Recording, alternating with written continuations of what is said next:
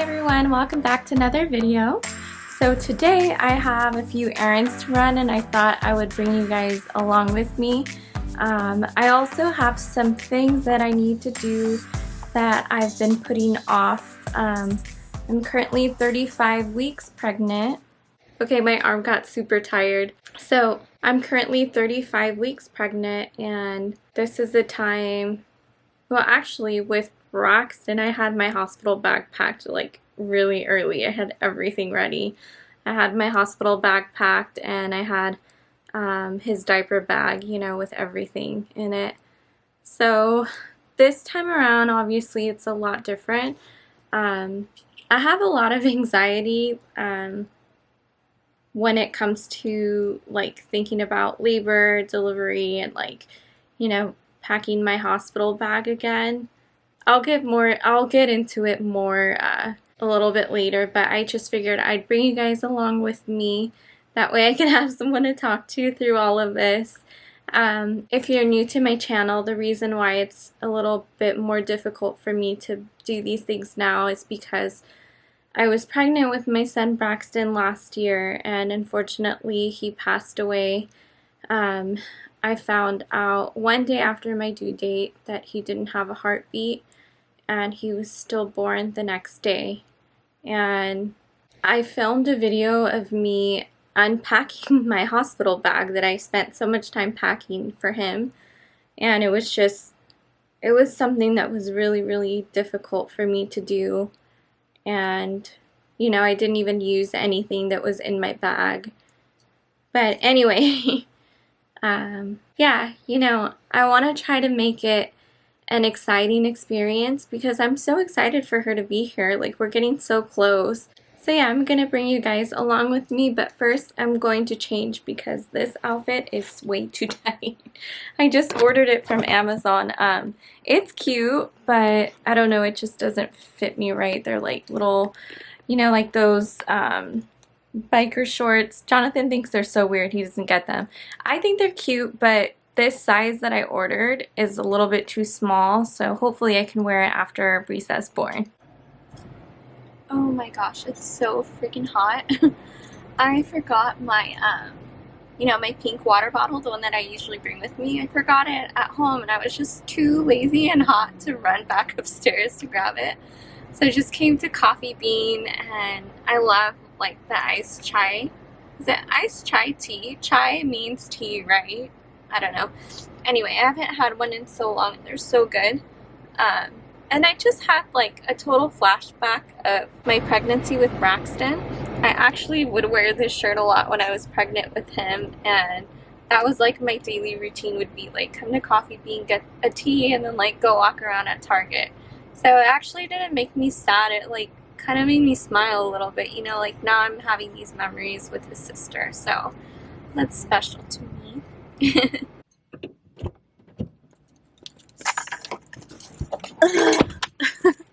I ended up having to come back home anyway. I left my debit card. I switched bags and my debit card was in my other bag, so ended up getting my big water bottle. And then I got some water from Coffee Bean, and then my tea. It's so good. Honestly, my favorite part about Coffee Bean is the ice. It's so good. Alright, so the first place I want to go to is Carter's because I want to get Briza some stuff to wear at the hospital. I got her like a really cute swaddle with like a matching headband. And what else did you get for her? Random little things, but what I really want to get for her is like a little thing that she can sleep in that says like little sister or baby sister. So yeah, I'm gonna go see if I can find that. So I just got back home. I'm so tired. I'm gonna put the camera down and then just show you guys the things that I got. I only got a few things today, but I want to show you. So I just went to Carter's and to Walmart. I wanted to get like the onesies that say like little sister at Carter's, but I only saw two, and one of them they only had like a 6-month one, and then the other one was just ugly. It was like this weird blue color. I didn't like it. So of course I saw this and I got it for her because I have a dress. Let me grab it, I want to show you. So I have a dress that like matches this almost perfectly. It was the one that I wore for brunch to Briza, and I wore it in a video too. It's from Target, so I got this for her. It's so cute. This is a newborn, so hopefully she'll get to wear it. Like hopefully it's not too small. Carter's always has like 50% off, and then I had another email for like a 15% off coupon, so I got a pretty good deal. And then I just got her this onesie. It's really cute. It has like the little built-in like mittens, which I heard are like lifesavers. And then it has a little bunny here. It's so cute. So I'm gonna take this to the hospital too. Oh, by the way, I'm not bringing this to the hospital at all. That would be so weird. And then I just got her a little pair of pants, a set of pants. They were on clearance. Little pink ones and then gray ones. So I had this other onesie. This was like one of the first things that I bought for Briza at H&M. So I'm gonna take this too. It says baby sister. And then this is the matching swaddle set. I got it on Amazon. The swaddle, and then this is like the little bow that goes with it. It's so cute. Everything is so cute. But yeah, I guess I really wanted to make sure she wore something that says baby sister when we're at the hospital. So maybe I can find like little pink pants or something that goes with this one. And then I just got these random things like nursing butter, and then I got a diaper bag dispenser just to keep it like in our diaper bag. And it has 24 bags here. That's what this is. So I went to Walmart. I don't know why, I randomly went there the other day and I was like, wow, they have a lot of good stuff here and it's like really cheap. Not cheap, inexpensive. Yeah, like the PJ sets are like $14 there, and then at Target they're like $30. So I found this set. It's like this top, and then it looks kind of big, right? I'm gonna exchange it for small. The pants that go with it. And when I saw it, I was like, oh wow, this is like perfect for nursing because it like unbuttons here, and then this part can go down. And then I realized that this is actually like a maternity. What's it called? Nurture by Lamaze. So it's actually like a maternity brand. I got this, and then I ordered another robe. That noise is the blinds in my house. I ordered another robe from Walmart too, and then I got these flip-flops. They're like 99 cents because I know I'm gonna take a shower this time. I'm actually planning to do a C-section this time. That's what I want to do. Hang on, I'm gonna go to the nursery because that noise is distracting me. Okay, so my camera died and then I decided to start straightening my hair while the battery was charging. But yeah, I was telling you guys that the reason why I bought those flip-flops was to take a shower at the hospital because I want to have a C-section this time, and I know that I'm going to be there for a longer time if I have the C-section. I have a lot of reasons why I don't want to do a vaginal delivery again. I think the first one, you can tell I'm anxious by talking about it. I'm like doing this. The main reasons are fear, my mental health, a really bad experience during Braxton's birth. The thing that I dislike about it the most is that you just don't know what's going to happen. You have no idea. You don't know if your birth is going to be 5 hours, or you don't know if you're going to be in labor for over 30 hours, and that scares me. I'm afraid of her being in distress while I'm having contractions. I'm afraid of the cord wrapping around her. I'm afraid of her cord being compressed. I'm afraid of her heart rate dropping. I'm afraid of all of those things happening, and I know that you can always go to have an emergency C-section if those things do happen, but that's going to be so traumatic for me. Emergency C-section just sounds like so scary to me, Planned C-section sounds more controlled. And, I've heard stories too of things happening during labor, like the baby's in distress and then, they don't go to do the C-section until like it's so close and the baby could have died, or sometimes the babies do die during labor, and that scares me. I can't go through this again. I can't imagine going through another loss, especially at the very, very end. My labor with Braxton was probably the worst experience of my life. I dilated really quickly, and I just remember I kept begging and begging and begging for them to give me an epidural or to just do a C-section because all of my contractions hurt so much, and I guess the anesthesiologist was busy with another patient at the time. Basically, I didn't get an epidural until I was completely dilated and I was ready to push. And I still got it anyway because I just, I didn't want to feel anything. The reason I didn't have a C-section with Braxton, they convinced me not to, was because I guess it would have been more traumatic for me to have a scar and because of the recovery.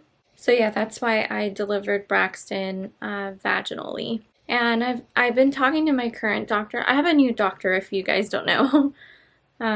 I've talked to my current doctor, and I let him know that I want to have a C-section this time.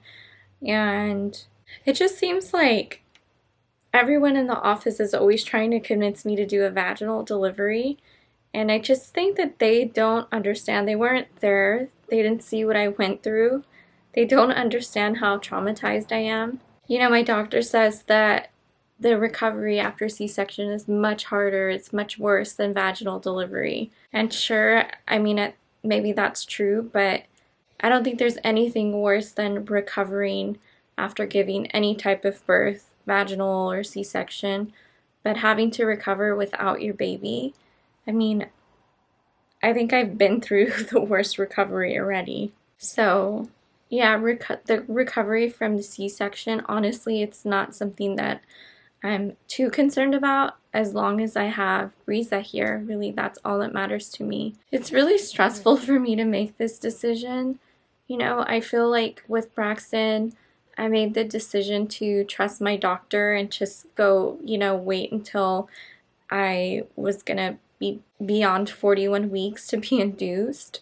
And that has stayed with me. It's gonna stay with me my whole life. That I just feel like I made the wrong decision, So I don't want that to happen again. I don't want to feel like I'm making the wrong decision. But as of now, the way that I feel is that it's the safest decision for Briza for me to have a C-section. And that's the most important thing to me. I just want her to come out alive and breathing, and I want to hear her cry.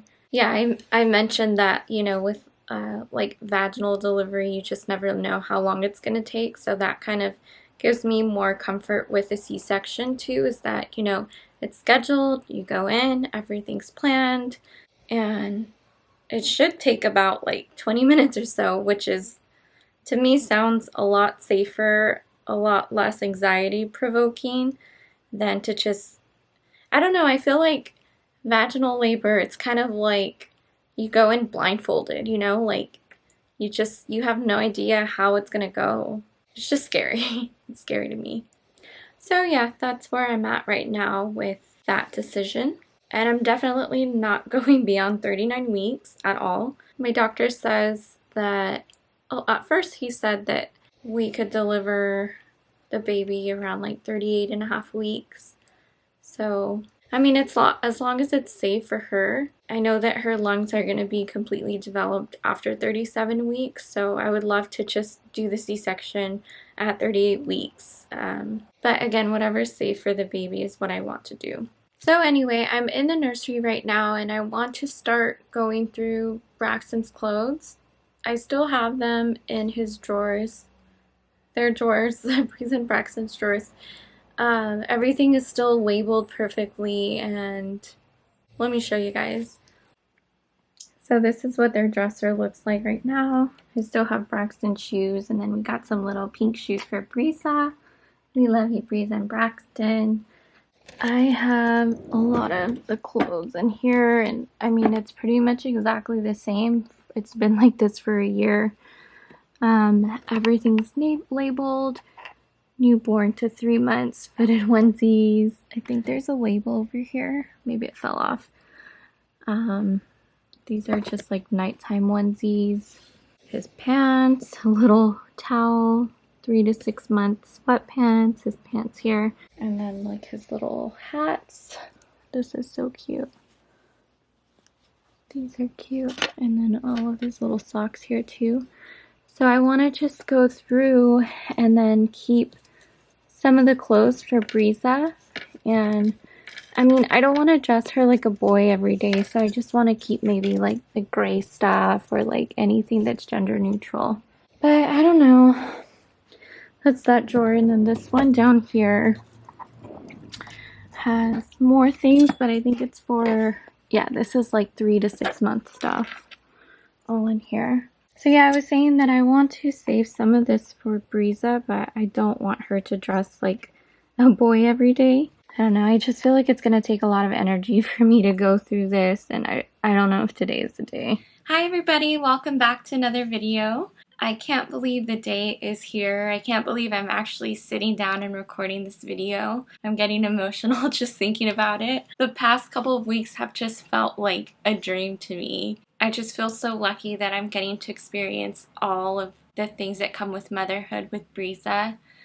Everything is just so special to me. I know usually parents complain or they don't really like to be woken up every 2 hours, but for me it's just, one, it kind of comforts me to know that she's doing okay every 2 hours, and I just love looking at her. I love feeding her.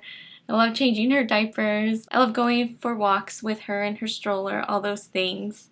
Yeah, basically everything that I was dying to do with Braxton, I'm just really cherishing those moments with Briza. So the vlog that you just saw was something that I never got to edit and upload, but I really wanted to get it up here just to give you guys an idea of what I was going through right before giving birth to Briza. And it was a decision that I really struggled with. I mean, I struggled with it up until that day that we had her. Yeah, I was just so afraid of delivering her vaginally and something going wrong. And the thing is, after I experienced my loss with Braxton, it's basically like my mind sort of doesn't have the capacity or is not able to think about positive outcomes because the only thing I know is a negative outcome. So I wasn't able to just tell my mind everything's going to be okay. I don't know, all I had were all of the negative outcomes that could have happened. So we ended up actually having Briza when I was 36 weeks and 5 days on, I'm going to look up the date that I went into the doctor. So we actually went in for just a regular doctor's appointment on August 1st. And because of my loss with Braxton, because I had a full-term stillbirth with Braxton, now I'm considered a high-risk patient, which means that I get the proper care, which I think that everyone deserves to get if you had a loss or not. But that's a separate video. So we went in for a regular appointment on August 1st. It was a Thursday, and I had my NST. Briza did fine. She always does great. She's always very active and moving a lot. If you don't know what an NST is, it stands for non-stress test. And basically, you sit with a monitor that tracks your baby's heart rate, and then another one that goes to track to see if you're having contractions. And what they look for is to make sure that your baby's heart rate accelerates while they're moving. I think if there's any decelerations, it could be an indication that there's something wrong with the cord or different things going on like that. So we went for the NST. She did fine.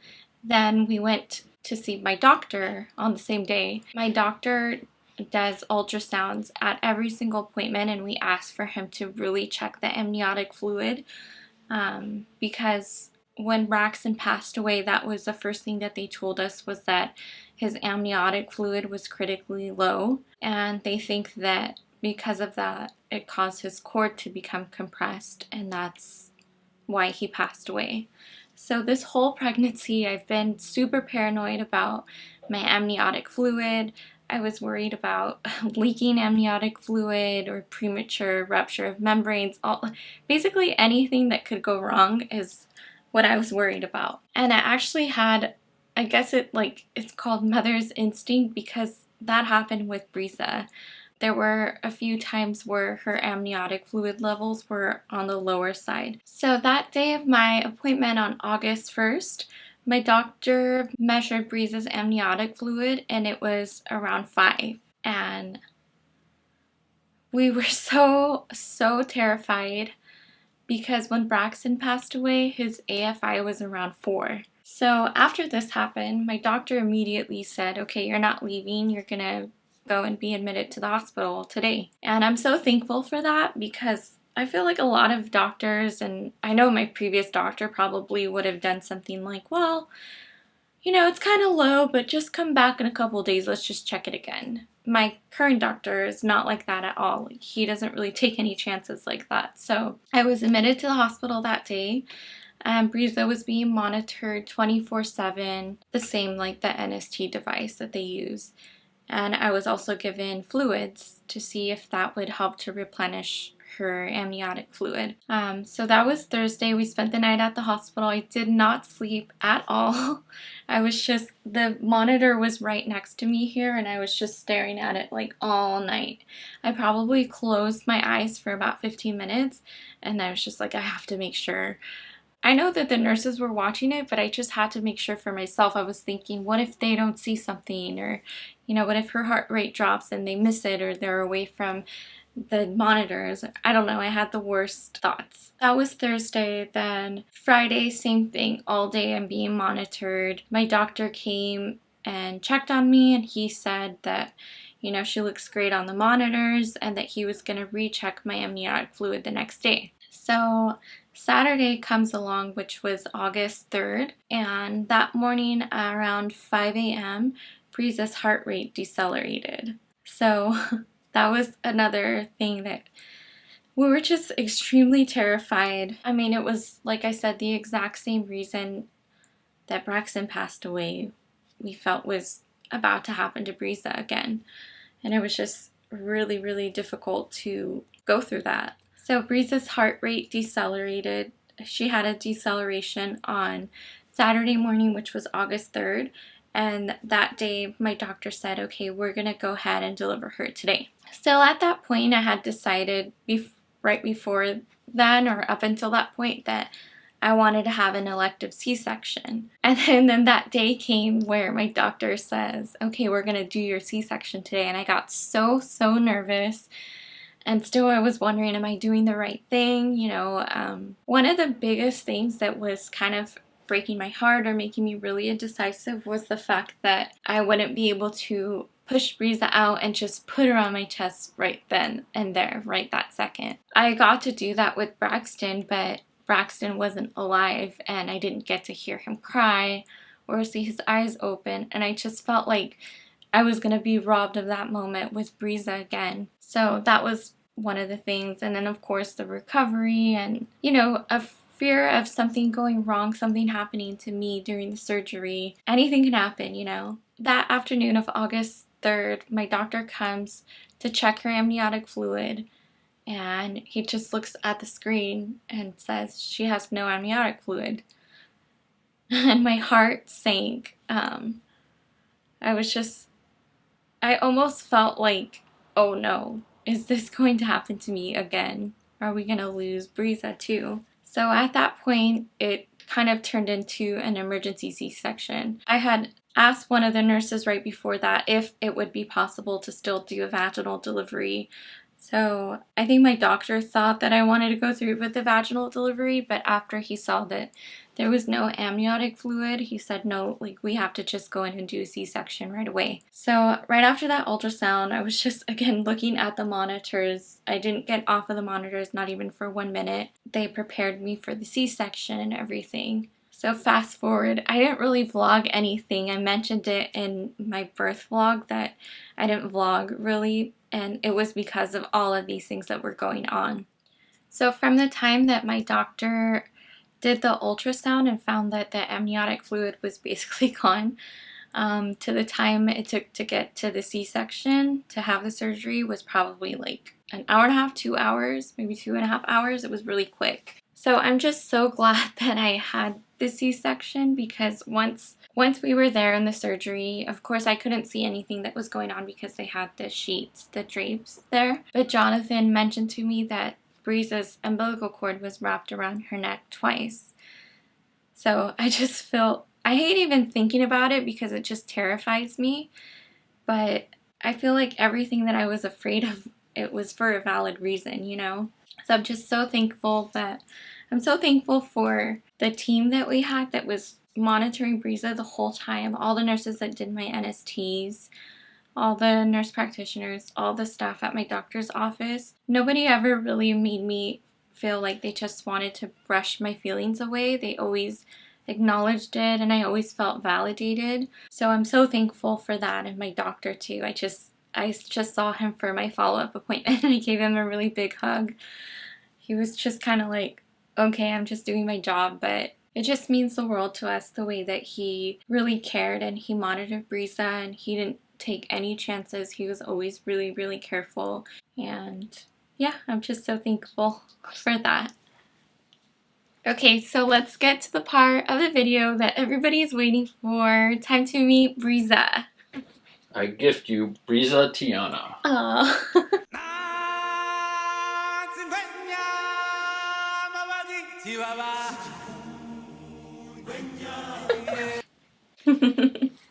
Oh, she's sweet. Oh, she's so sweet. This is little Briza. I hope the light is not too bright for you, Mommy. She's in a cute little romper, and I got so excited that this actually fit her because she's so tiny, just in case she cries. So I just want to say thank you to everyone for all of your support. The ones who have been subscribed and followed my journey from the start, or people who are new to my channel that went back and saw my previous videos and just followed my journey.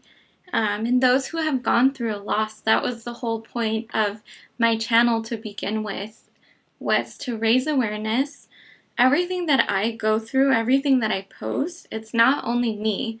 There are thousands of parents who go through a loss like the way that we lost Braxton, and who go through, you know, pregnancy after stillbirth and go through all that anxiety, and now, you know, parenting after loss, which is another story. So I just want to say thank you. I'm always so humbled by all the comments that people say that I'm inspiring and things like that. But honestly, I just feel like, you know, we're all going through this together.